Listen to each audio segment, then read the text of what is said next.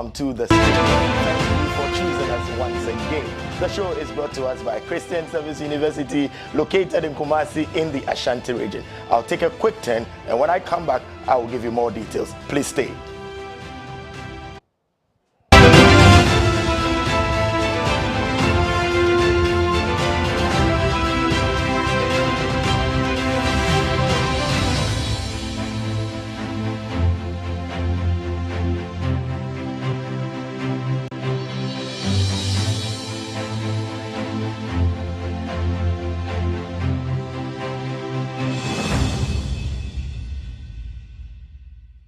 The Christian Service University, a fully chartered private university in Ghana, is inviting applications for admission. Undergraduate programs include BSc Nursing and Midwifery, Computer Science, Information Technology, Bachelor of Business Administration, BA Communication Studies, Planning and Social Development, and Theology with Administration. Postgraduate programs include MSc in Accounting and Finance, Monitoring and Evaluation, Corporate Planning and Governance. We have MA MPhil Communication Studies, MA Christian Ministry with Management, Event Management, MPhil English and Mathematics Education. With quality, faculty and state-of-the-art facilities, we blend academic work with entrepreneurial mindset in all our programs. For more information, please call 0246 275375, 0240 154825, or 0244 596603, or visit our website www.csuc.edu.gh. CSU is located at Odeneho Kwadaso on the Kumasi Obuasi Road, 100 meters off Star Junction. Choose CSU today to secure the future of Africa. And to make him better known. That's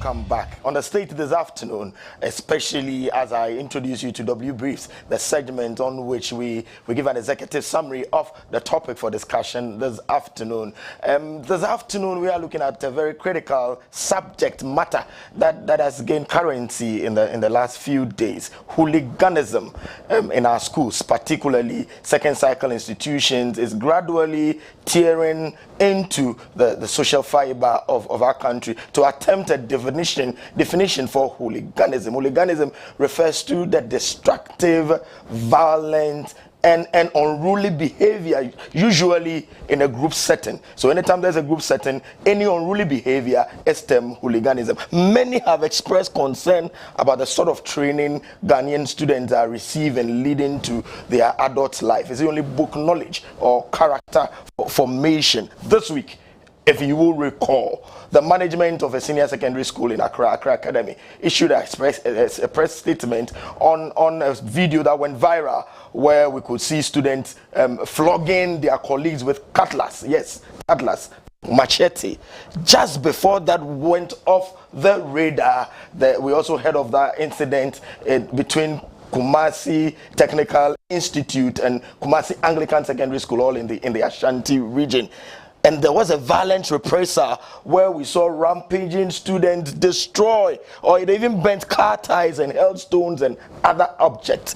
They destroyed 4 private vehicles on the Kumasi Anglican Secondary School premises or campus. And then in return, the Technical Institute, Kumasi Technical Institute, also went and then destroyed a billboard and notice board in their school. Such was the proportion of what we witnessed in Kumasi in the Ashanti region. The clash between Kumasi Anglican and Technical Institute, we are being told by a tutor in the school, could be as a result of a fallout of argument that is between the two schools and their ongoing inter schools or inter colleges athletics, what we popularly call interco. So it could have its source from that place.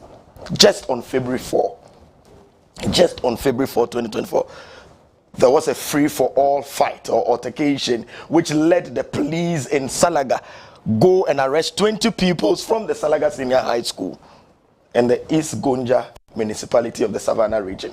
Free-for-all fight there. In that incident in Salaga, one victim was stabbed several times, resulting in injuries of varying degrees. Students fighting, stabbing. A locally manufactured pistol was recovered from one of these students, and which not just only the pistol, but it was loaded with one round of ammunition. It was recovered by the police.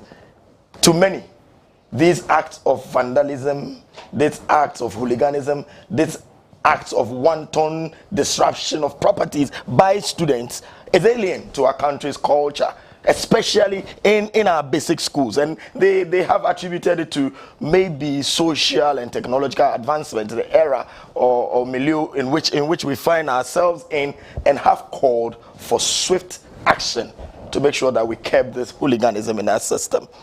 With the incessant acts of hooliganism and vandalism, we ask this afternoon that how can Ghana balance just the application of knowledge or the impartation of knowledge and skills? How can they balance that with proper moral character formation, intentional to instill discipline and morality on our campuses? I'll be back with my guests to delve into the issue. We'll probe further. Stay with us.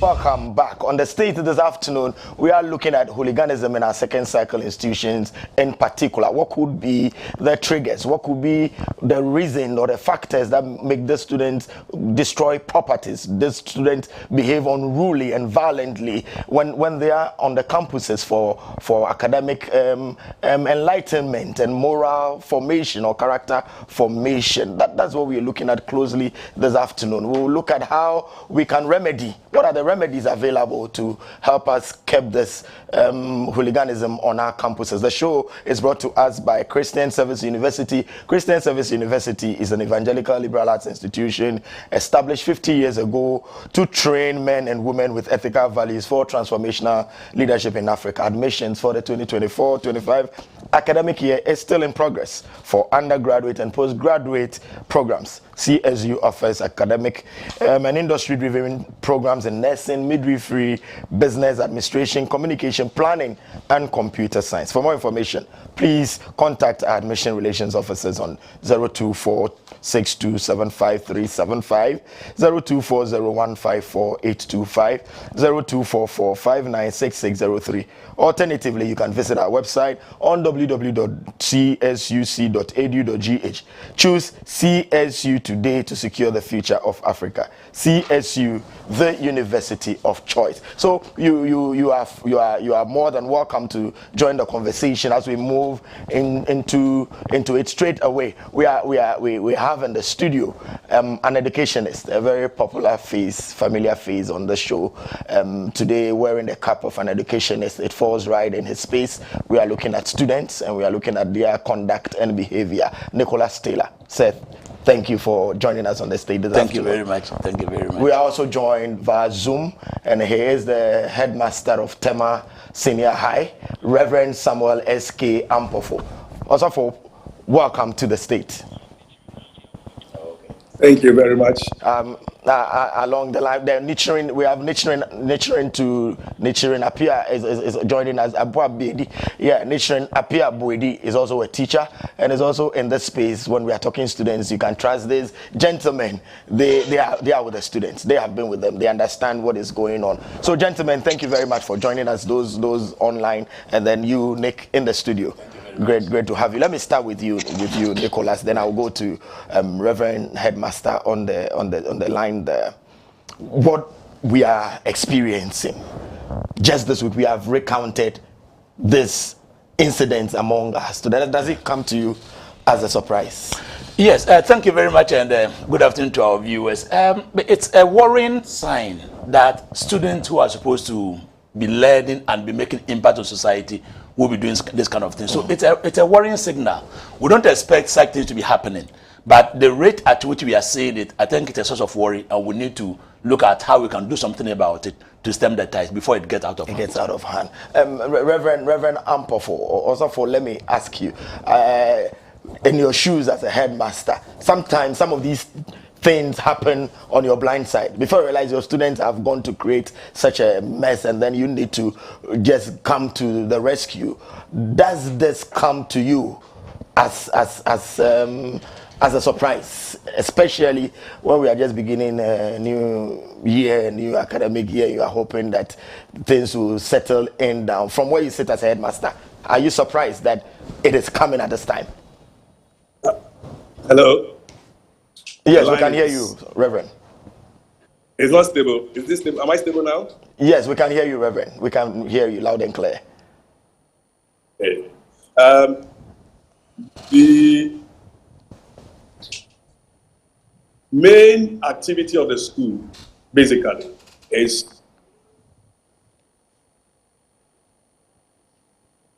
we seem to be having challenges. Yes. Am I on? Yes, we lost you slightly, but you're back. Yes, the line.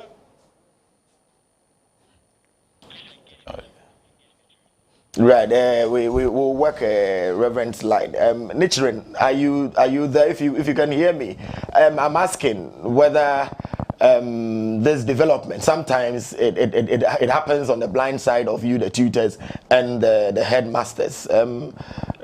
Does it come to you as a surprise in this time of the year when things are just beginning and you expect your students to be now forming their academic plans and getting a strategy to learn and pass their exam, and there they are destroying properties and fighting each other? Thank you very much. I send my warmest regard to my colleague in the studio, and Reverend Ampofo, my former boss, now the head of Tema Methodist Senior High. I'm very glad that you are tackling this very important topic, student hooliganism, that is exploring the driving factors, replications, and remedies. The fact of the matter is that the school environment is supposed to be a serene environment for both teachers and students, and to some extent, education workers, to ensure that the purpose of teaching and learning will actually go on smoothly without any hindrances.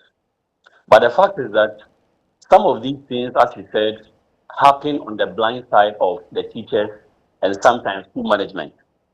It is clear that the Ghana Education Service, knowing that students have been drawn from different homes and converging at a point, will have the altercations, that is, issues of indiscipline.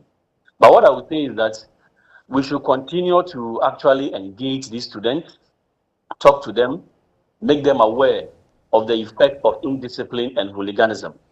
Personally, I felt very disappointed seeing senior students of Accra Academy using machetes on their fellow students who are supposed to be juniors. You see, what we saw in the video, I would say it's a tip of the iceberg. This actually got into the media stage because the videos were online and we saw them. But I asked myself that if you move to the hinterlands, excuse my language, those schools that are in the villages, that students have no access to mobile phones to take videos and these pictures, these things are happening. We need to explore the causes of these indiscipline acts that amount to hooliganism, and we must all come together as education workers, teachers, students, and those alike to ensure that we deal with these issues. I know we will delve into the causes, effect of this issue on students and the school as a whole. But as my preliminary comments, what I would say is that this issue about discipline must be taken very seriously to ensure that there will be a serene environment where students can learn and teachers can also feel safe to impact knowledge. Great. Reverend Ampofo, we lost you on the line. Yes, you were making a comment before the line tripped. Yeah. So I was saying that the main activity of the school is to train the boys and the girls, to train their heads, to train their hearts, and to train their hands. It is the responsibility of the school authority to create a congenial atmosphere for them to learn. So the structure of the school has to be laid in such a way that students coming from all diverse backgrounds will be able to be contained in the school environment where discipline will thrive. So this upsurge of hooliganism is, for me, not surprising anyway. Like as Nitrin was saying, it's not surprising. It is there. It has been there. Only that it has been accentuated because of the social media that we have these days in all over the world.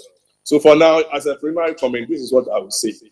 That the school is supposed to put structures in place to contain these students. Yes, the school indeed will have to put structures in place to contain students. I deduce from the preliminary comments of all of you the fact that you are not surprised. It happens, and it's human institution. Some of these children and most of these acts happen on the blind side of management and then the tutors as an entity or at large. But just like you ended, we must make sure that structures are there. Let's look at the driving factors. What really causes these things, and how do they manifest? Let me start with you, Nick. Well, thank you very much. You see, the training of students is a holistic something that all of us are supposed to look at it. There are the aspects that the teachers are supposed to do. We have the aspects that parents are supposed to do. We have that of community. We have even that of the society or the social media. They also have a role to play. And so if we are to give the children holistic training, it means that all stakeholders have roles to play to make sure that we transform the child holistically. And as the headmaster said, we are training the child practically for both the physical, the emotional, and all that. If a child misses any of these things, it is going to have effect on the total development of the child. For instance, we are talking about both the three domains we call the cognitive, psychomotor, and affective. And so when the child has accumulated knowledge, the child needs to apply the knowledge. In the application of the knowledge, we expect to see some kind of change in behavior. Of course, philosophers will tell you that learning should result in change of behavior.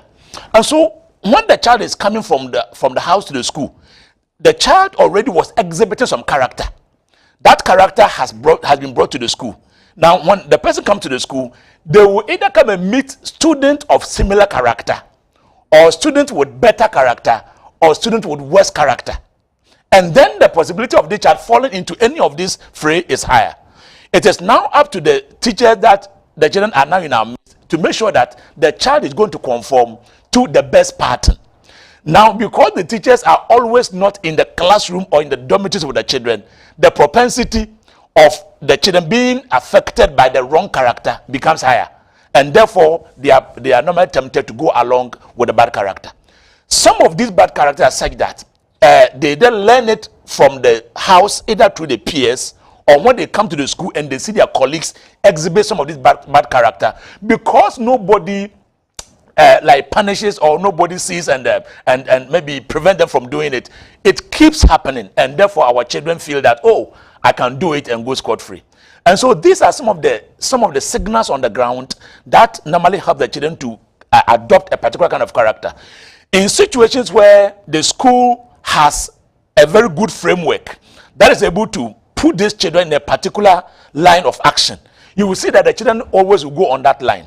In situations where the school also hasn't got that kind of that framework, the children character and behavior becomes something so bad. But all in all, no school will train the child to be bad. No school will train the child to be bad, except that these bad characters sometimes are inherent in the children. So when they come and don't get the needed taming, then the character rears its head and others can learn from it. And I think this is a very good signal that we need to look at and ensure that when children come to school and they are exhibiting their character, it's up to us as educationists, as educators, to identify where these children are likely to land and maybe find a way of trying to mold them. But the problem becomes larger when teachers don't even know the kind of character the children are exhibiting, except that they do it in the dormitories, except that they do it when they meet with their peers. It means the teachers have no idea of what they do. And when it gets to the highest point, then we see some of the things that we are seeing of late. So, yeah. Yes, Reverend 𝐴𝐴MPOFo, Nick has mentioned the bit about maybe peer pressure and inherent character traits that they bring on campus that sometimes are hidden, and then before you realize they've just sprung a surprise on the entire society or system. What could be other factors that will cause these students to apart from peer pressure, succumb to this? Yeah. The sages say that charity begins at home. So the responsibility is on the parents to raise their children. In fact, the good book says in Proverbs chapter 22, verses, we should train the child the way he should go, so that when he grows, they will not depart from it. In fact, parents must not renege on their responsibility. Nobody will raise your child for you the way you want your child to be raised. No child must be raised as a wild animal, excuse me the word, as a wild human or as a wild plant. We grow, we are domesticated. We are raised from the home. So the parents, the onus is on them to raise their children so that they can participate in the society. I can't say that you're born fifi to eat mad. That's the literal translation. We begin madness from the home. So if your home is not grooming the children that you are giving birth to, by the grace of God, God has gifted you these children, then it means that you are doing a disservice to God and you are doing a disservice to humanity. Immanuel Kant is a German philosopher. He says that the greatest and the most important thing, that duty of a parent, is to discipline, to train, and virtue. Immanuel Kant. He is not a Christian. He is saying that the greatest and the most important thing, that is a duty of a parent, is to train them to be disciplined and to be virtuous. So it is not the duty of the headmaster or the teacher or the housemaster or the senior housemaster to raise your child. The moral virtues, the moral upbringing lies in the corridors of the parents. Having said that, I'm saying that if a parent does not do their work, we, the school, we are the secondary level. I mean, if the parents are the primary level, we are the secondary level. So by the time they get to secondary school or the basic school, we are now going to deal with some of the things, and the school rules will not be able to absolutely deal with the students. Sometimes we are able to, other times we are unable to deal with the issues. But you see, when you raise your child in such a way that he is malleable,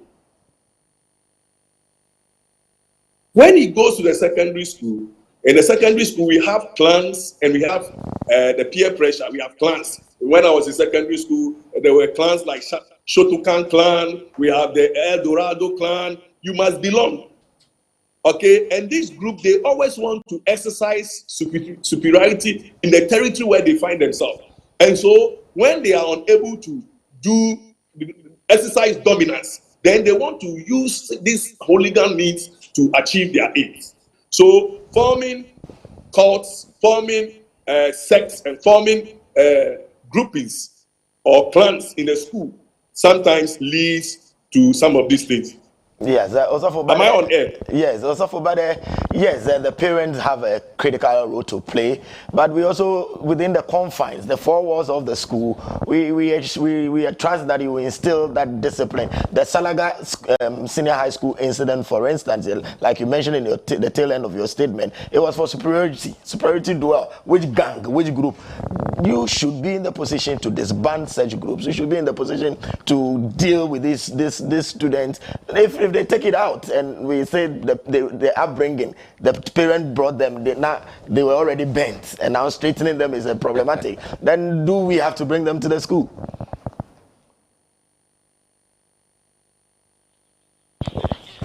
Yes, nature. If you let me give that to you. I was asking that yes, the parents have their role to play, and we've admitted the fact that we have cults and sects and groups on campuses. The school, we bring the children there for formation, for discipline. So if you now say that we should have at least, yes, we have our role to play, but you should, in the school, have all it takes. You can disband these groups. You can sack. You can give them to counseling units and all that. So you have a role to play. Why is it looking as if the parents spoils the children before bringing them to you? My brother, thank you very much. And taking it from where Reverend 𝐿𝐓𝐕 ended, I must say that the school has a role to play. I perfectly agree with you. If you go to most schools in Ghana, they use the GES Code of Conduct in enforcing discipline acts in the school. So, for example, most of the schools will have a disciplinary committee that is led by the Dean of Discipline. And I must tell you that schools across the length and breadth of the country use this particular disciplinary committee as a fact-finding committee to ensure that when there are issues that relate with indiscipline acts, these committees actually invite students, probe them, and they make recommendations. You have to also know that the committees on discipline are basically committees that have been given power by the heads of school. As I mentioned earlier, they are only supposed to make recommendations based on their findings that they have gotten. And also, the GES Code of Conduct, which reference to students, also stipulates various offenses that is punishable by the school rules. And the fact of the matter is that when these recommendations are brought forth, it is now incumbent on the head of school to ensure that these students are disciplined. I'm very happy you mentioned the guidance and counseling coordinator in various senior high schools. I'll be surprised that we have a school in Ghana that is a senior high school that doesn't have the guidance and counseling unit. We are not oblivious of the fact that sometimes certain acts of indiscipline is the makeup of the student character. And the student character is something he or she has built over time. We are not oblivious of the fact that it is not only the duty of the DC to punish the students, but sometimes we believe that when students are referred to the guidance and counseling coordinator, sometimes also their issues are addressed and it's helped. I want to address one very important issue that also undermines discipline in our school. You see, we have stakeholders in every school. We have chiefs, we have community leaders, we have political leaders. What I mostly see is that when a student commits an offense or an act of hooliganism and they are being punished, most of the times you will see political leaders, traditional leaders, or sometimes religious leaders coming in to plead for this student. And sometimes, you know, these are headmasters and mistresses. They belong to various, communities. We know that we have the Minister of Education. We have people who are over and above these headmasters and headmistresses. So if it happens that the headmaster or mistress must crack the whip on a student who have engaged in acts of hooliganism, and we see a superior authority trying to cow this headmaster or mistress into submission, it becomes a problem. One thing I've realized also is that, as Reverend 𝐿𝐓𝐕 stated earlier, the headmaster, the teachers, the senior housemaster and mistress cannot be everywhere. We must encourage student leaders, i.e. the school prefect and other prefects, to also be in the habit of reporting issues to school authorities. You see, the issue that happens in Accra Academy, if not that the video surfaced, most of the students, the perpetrators, and also the victims alike, would not have reported, and this issue would have gone under the carpet. So you see that if these issues are not reported, this act of hooliganism, this act of indiscipline will continue and they always continue. I will also not belabor the point that was raised by Reverend 𝐿𝐷𝐷𝐷.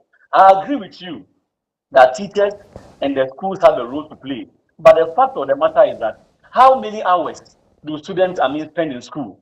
If it's a day school, at least the students spend like 5 to 6 hours in the school. Most of the hours they spend will be in the homes. So if parents and other stakeholders who are outside the confines of the school, they ensure that these students are trained very well. The role of teachers, the role of headmasters, senior housemaster, senior house principals to be complementary. So we'll always encourage parents and guardians to do their possible best to ensure that the formation of character in the homes become very strong. Great. When that becomes very strong, the role of teachers in the schools become very much complementary. Great. Yes, thank you, Nishirin. Nick, Mr. Taylor, let me just pick your thoughts. And forgive me, I will limit you to what we just saw on the screen, particularly the Accra incident. And I'm using that just to talk about security on our campuses, and when we bring our awards to you within the walls, and then they attend something called Interco, we thought our children are learning, but of course extracurricular activities. The management of the school said that these machetes were brought from the house. These are these students who brought the machetes on campus, and that is what they have used on the Form 1 student, a child of a parent who think their awards are in school learning. The Salaga incident, they brought a pistol on campus. They go for Interco, and how secure and safe are campuses? Right. It's a big issue and a thorny issue. If you look at our secondary schools, the security arrangement is not that good. You go to a big school, and the maximum number of on train, let me use on train, because normally they're employed as security and then they come to work. You may get about 3 or 4. And you can imagine a school like Accra Academy, like the Presec and the Wesley Girls and Coast. The numbers of students on campus is huge with the teachers and the non-teaching staff. And so you have about 4 or 5 security people. Where are you going to play them? What can they do? Now, when the students are coming to school, especially the freshers, the chop box is brought and they will go through it, the item that you are bringing. In fact, all unprescribed items are normally taken and given to a parent to take home. But you cannot actually know when somebody can sneak something into the school. And the security person on the gate, I mean, if you go to many of the secondary schools, when you are entering, how would the security tell you that, is that your child? Let me see the item the child is having before the child enters the school. No, the security, they can't do that. And so the security on our campuses is something that leaves much to be desired. And if we want the security to improve, we need to improve on the number of security personnel that will be on campus, and also the expertise of these people. They are there. They are security people, yes, they are the gate. But do they have that rudiment in security to be able to interrogate somebody who is coming with something offensive? If you look at what is happening, most of them happened without the knowledge of the teachers. Even when we trace it from this other college issue, they were in the dormitory fighting and somebody knocked the head against the distance. The teachers were not there. So before even the headmaster, the senior housemaster got to know of it, the issue had happened already. If the child had died, the child would have died some time ago. If you look at even that cracker one, according to the press statement, it happened about 2 weeks before the video came out. And you see, if we get all this trend, it tells you that there are the children are harboring some things in their dormitories, in their bags, in their other things that we are not seeing. Question is, where is a child getting the gun from? We're not talking about something small like a knife or something, a gun. How much does it cost? Did he take it from the father's place, from the mother's place? Is it a colleague that brought the gun? These are matters that we need to interrogate further. So such a child, we need to look at the holistic mindset of a student to be able to bring a gun to the classroom. If you look at a cracker one, trying to cane someone with a machete, should the machete turn the other way, it can easily cut the child and it will mean the child. What is the thinking of somebody to think of using a machete to cane a colleague? Somebody. So the psychology of the children, we need to really assess what they do. How can somebody say that, oh, my father is rich, your father is poor? In the case that happened in one of the schools. And the 2 of the students contemplating about the richness and the poverty of the fathers, and therefore they can fight and one can stab the other. Question is, the teachers are on campus. Someone was trying to talk about the fact that the parents will have to train the children. Excellent. But I told the character formation, it's a complex material. And when we are talking about character formation of the student, it is something holistic that everybody must come to play. If parents do not play their roles, if teachers do not play their roles, the community and you see the influence of the social media and the mass media cannot be taken for granted. And when we are looking at the character formation, we must look at all these factors that come to play in reforming or changing or building the character of our students. And if we don't look at the psychology aspect of it and we look at the physical only, we may be missing the point, because the children may be having something that we need to actually look at what they are doing. Viewers, if you are joining, you're just joining us, you are still on the state. And this afternoon we are looking at student hooliganism. We are looking at the driving factors. What are the repercussions? What are the consequences of the actions of these students, especially in second cycle school, basic school, and then remedies? How do we address these challenges? And you just heard Nicholas Taylor, an educationist. We also have online Reverend 𝐖𝐓𝐕 Nishirin Apiapedu, who is with a teacher with Wesley Grammar, is joining us, and then the discussion is getting very, very interesting. And I at this time switch to Osofo, Reverend 𝐬𝐴MPOFO, and ask you, Osofo, just in a minute or two before we just take a breather. What happened to religious and moral education? What happened to a counselor? Because you realize that these young ones are at the critical stage of their life, adolescence, teenage, where they are forming the behavior, the moral behavior of these ones. Sometimes they need to talk to somebody. They need listening. Somebody should be monitoring them. Do we still have the structures in our second cycle institutions? And how effective are they? Yeah, thank you very much. I think that all the secondary schools that I know of, whether they are religious based or whether they are pure government schools, they have time religious activities. We have worship time, usually midweek, Wednesday. They spend about an hour, and then if there's a resident chaplain or there is someone who is designated to take care of that, the person will come and talk to them. We get all manner of people coming to. In my former school, Wesley Grammar, we have Sofo, Zia, myself, and different other people who speak to the children. Aside that, apart from that, the student support system, which is the counseling unit, guidance and counseling unit, we have guidance and counseling in all the secondary schools. I do not know of the basic schools, so I can speak of the secondary school. So the secondary schools, we have guidance and counseling. They are professionally trained. To handle all these matters over there. So the schools are doing their bit to ensure that there is discipline in the school. I thought that there's this disciplinary committee that I think the train was talking about. The disciplinary committee is also there as a first point of call to address some of these issues. Like we have all stated earlier, these things will happen at the blind side of authorities of the school. You will only be reactionary. We are mostly unable to be proactive. We are mostly reactionary to these things. But if you ask me the system that is there, I'll tell you that yes, they are there. My current school, the Methodist Day, we have a chaplain there. We have several other religious people in the school. The sermon that came was from a Methodist minister. Okay, it was a very nice session. Students were advised, students were preached to adhere to good moral behavior. But whether or not they will carry it out is another thing. And this is what I think their influence and then some other stakeholders coming on board to support. If you ask me, I would like to maybe go through one or two things that we do in the school. I'll come to that. Yes, also I'll come to that. We'll take a quick turn. When we come back, we will take that bit of what is happening there, and then the remedies. How do we address these challenges? Please don't go anywhere. Stay tuned. I'll be right back.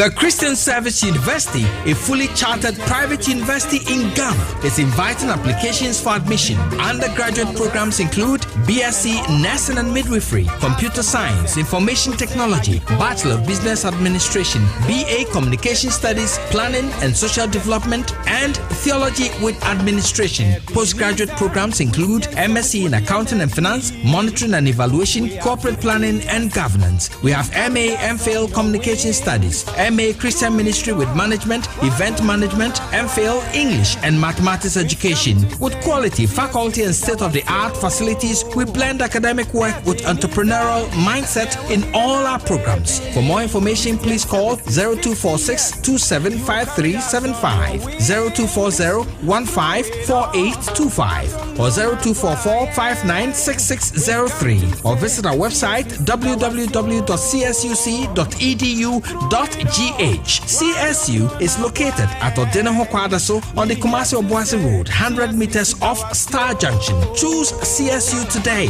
to secure the future of Africa. And to make him better known. That's This is the time, no more delay. Yes, yes, yes. I'm so excited. This is the time. No more delay. Call a friend to call another that it is time for the young people to connect right here on WTV. Welcome to 𝐖𝐓𝐕, where we connect youth to Christ. The future is here.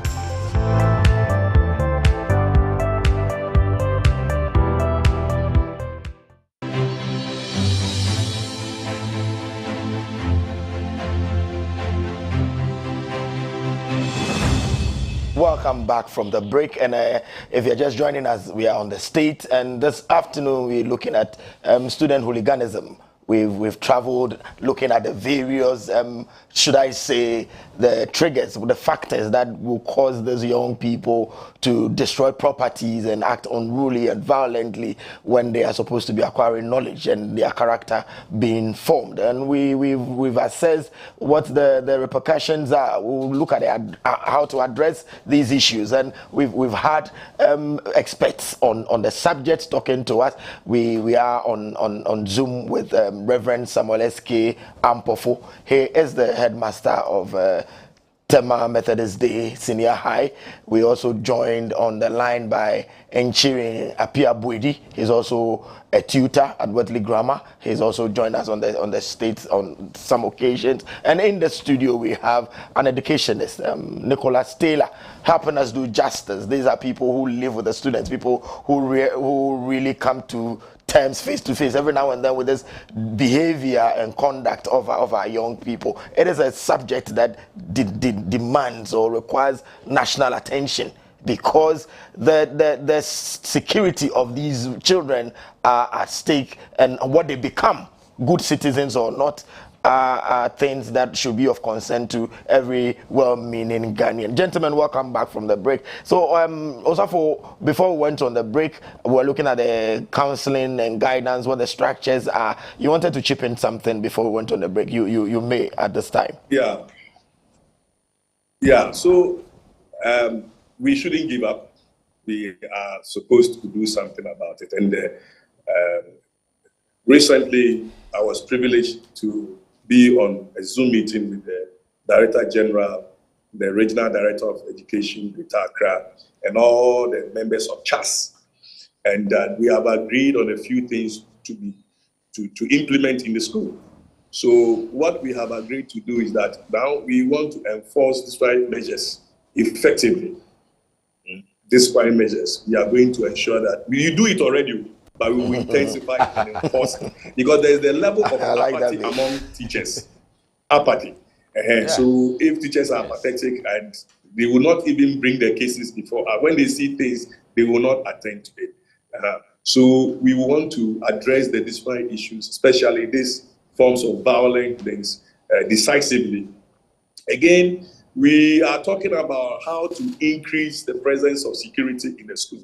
Mr. Taylor was apt when he said that the security personnel ratio to the students is very, very insignificant. Let me put it this way. It's not something to write home about. You take a population of, let's say, 2,000 students, and the security in the school is about 8.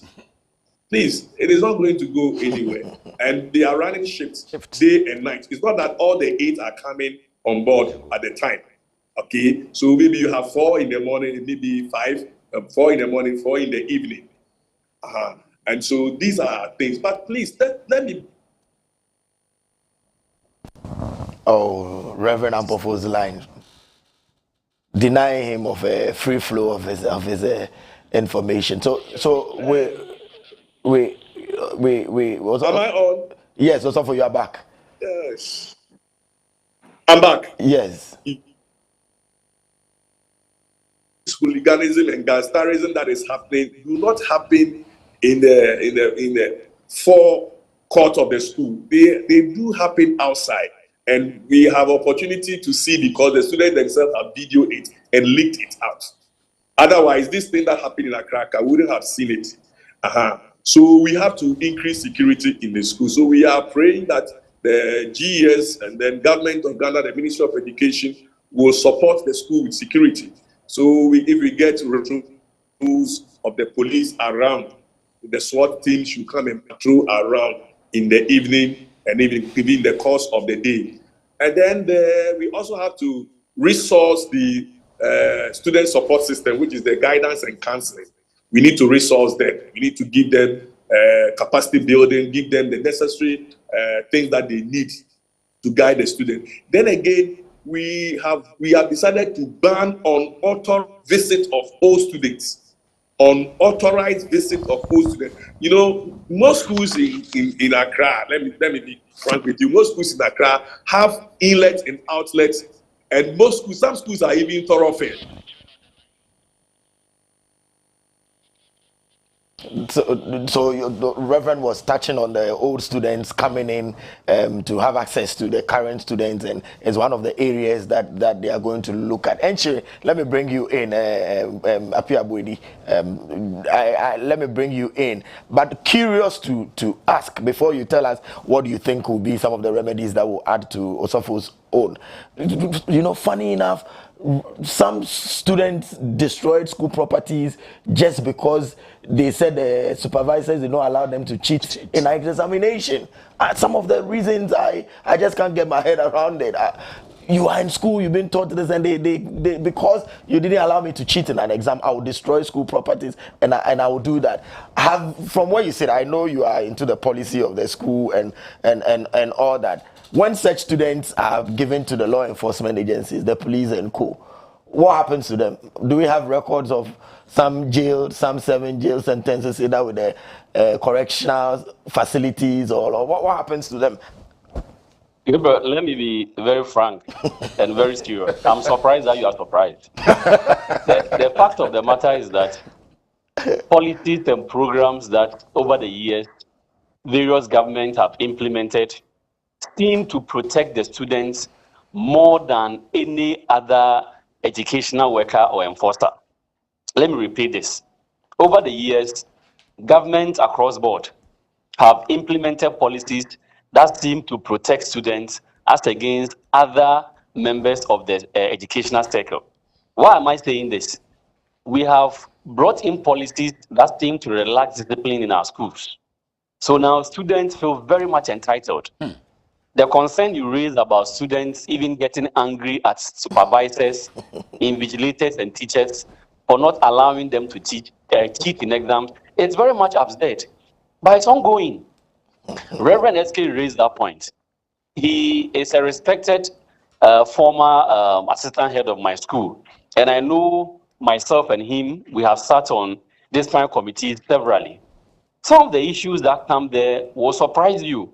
And you see, it all tells me one thing.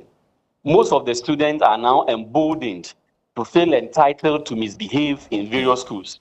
So for me, what I'm saying may sound very much high-handed, but I think that the Ghana Police Service across the length and breadth of the country should all now be linked with our various senior high schools. So for example, if you have a school in Dansoman, i.e. St. Margaret Mary, Wesley Grammar School, Ebenezer, they should be linked with the Dansoman police station to the extent that we knowing very well that students can misbehave, they should have a direct link with the school where they should, as a matter of urgency, some of the members that they recruit into the Ghana Police Service should be in charge of these schools. And they should ensure that any act of indiscipline that amounts to criminal act, they should crack the whip seriously. Because if students get to know that any act of indiscipline that falls contrary to the Criminal Offences Act 29, that is punishable by the Ghana law, they can be imprisoned, they can be arrested, they will be up and doing. As you ask, some of the criminal acts of students that are reported to the police, most at times, if not all, the students are let off the hook because you have religious leaders, i.e. some pastors who will come and plead.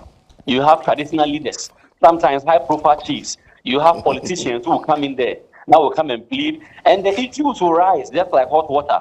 But within a short period of time, the issues become very cold like ice water, which is not too good. Secondly, I think that we can ensure that the discipline in the school is enforced if teachers are made to get highly involved in disciplining students. Nowadays, it will surprise you that teachers have no serious say in disciplining students. I say that I'm happy that Reverend 𝐿𝐴, the headmaster of Tel said that they had a Zoom meeting with the Director General and Charles and what have you. But I tell you that if you go to various schools across the length and breadth of the country, teachers have no direct say when it comes to disciplining the students. So students know very well that the teacher can only talk. They can only quote and unquote make noise about their act, but they can't discipline them. Nothing can be done. If you put a teacher there and the student get to know that the teacher cannot discipline him, the teacher can only advise him, that becomes problematic. Yes. For me, I don't believe in using the cane so much in molesting students. I don't believe in that. Using the cane to discipline students and maybe sometimes go overboard and hurt them. But I feel that corporal punishment in our schools must be brought back in a much more refined way, not to hurt the student, not to hurt the but students. To say that the student be caned entirely. Students can do whatever they like. They can only be referred to the headmaster and they will have to I believe that should be brought back. Yes, the discussion is getting interesting, and viewers, because of the nature of the subject we are looking at and the interest that it has attracted and it's developing, we're going to continue the conversation tomorrow morning on Sorena Sharing. So make a date and then make sure you follow as we continue with the discussion on student hooliganism. Yes, so 𝐿𝐴, I'll take your final words. Right, thank you very much. The Ghana Education Service has come up with this particular book that they call the Code of Discipline for Pre-Tertiary Schools. And if you look at it, it clearly states that the essence of punishment in schools always shall be focused on helping the student to reform, to learn, and to promote cohesion at the school level. If you look at the sanctions that have been listed in the book, I mean, disciplinary committee, suspension, and all that. Sometimes we need to look at the role of the teachers in enforcing discipline in our schools. As Apia indicated, now more or less the hands of the teachers are tied. And so when the children are misbehaving, we can only talk, stop talking, stop doing this. You have practically nothing to do. And if you do anything, the human rights activists will now come and tell you that you have caused the harm to the child, what. Incidentally, they are not helping. You see, I expect these human rights activists to periodically come to the school and maybe play a role. Are they going to have a way of talking to the children and all that? I mentioned about the guidance and counseling. Guidance and counseling is one of the ways to help alleviate the situation that we are in now. Question is, if you go to secondary schools, many of them do not have a separate office, a dedicated office where they operate their trade as GNC coordinators. Again, if you look at a new thing that was brought by GE, the Dean of Discipline. Now they are brought Dean of Discipline. What is there? How have they built the capacity of the Dean of Discipline to be able to function effectively? Now you talk about the apathy on the side of the teachers, and all these are issues that are going on. I believe that if stakeholders don't sit at the table and discuss proper way of doing this, it's going to help us. It's going to worry us. But finally, the police, we were talking about the linking. The police can have periodic patrol on our campuses, so that it will deter the children from doing some of these bad things so that we can have a cohesion. But what is going on, it's a worrying thing. I think all of us must come together, and work around it. The conversation on student hooliganism continues tomorrow on Sorry Nation. Please make a date and then let's continue it. And you know, we are in February. We are in Reverend, okay, before I make this very important announcement, Reverend, your final words. Reverend SK. Yes, your final words. I think that I said in the submission of Literature and the submission of Mr. Taylor, I think that the security reinforcement in the school, that all the schools in the country must be linked to the police, because we have agreed at charge that any student who misbehaves, who is hooligan, who is violent, and any tendency of gangsterism will be arrested, and the full rigors of the law will descend on them. Great. So we are not going to sit unconcerned. Yes, concerning the apathy among teachers because they are not involved, I think that now things are going to change. So teachers should expect their involvement. They should be prepared to involve themselves. But what we will not allow is that a teacher arrogating to themselves to met out punishment that is not, in the code. That will not be tolerated. Teachers should know that they have a limit. Great. Thank you very much. So I wish all teachers well. Yes. And I pray that our students in our schools will be law-abiding, follow school rules and regulations, and may the Lord help all of us. May the Lord help all of us. Thank you very much, gentlemen, for joining us. But viewers, make a date. Love is in the air. It is a month of love. February is a month of love. But the violent and hooligan students, you are not part of this love. It is this time of the year, the month of love. Join the Y Connect team on the 8th of February. Please save the day, 8th February 2025 if you are a couple, and on the 15th of February if you are single. Singles coming on the 15th, couples coming on the 8th of February. Come to this premises, the premises of Wesleyan Television, here at Grant House, located in between Delta Capital and Holy Spirit Cathedral, Accra, from 1:30 p.m. We're going to brainstorm on marriage issues and matters at the heart of many singles and couples. There will be a lot to drink and a whole lot to talk about. The rate is a cool 100 Ghana cedis for couples on 8th February and 50 Ghana cedis for singles on 15th February. Don't miss out. It's going to be fun and lovely. For more information, call on 0243160911, 0243160911, 0264-820227. So make a date on the 8th and on the 15th of February. Come here to Wesley House, singles and couples, and let's have symposium and talk on love. Viewers, this has been our discussion on student hooliganism. We are back on your screens on today is what day? We are back on your screens on Friday. Friday we are here for another interesting conversation. Please make a date, keep the conversation going. Gabriel Neo to Ankara signing off. See you on Friday. Goodbye.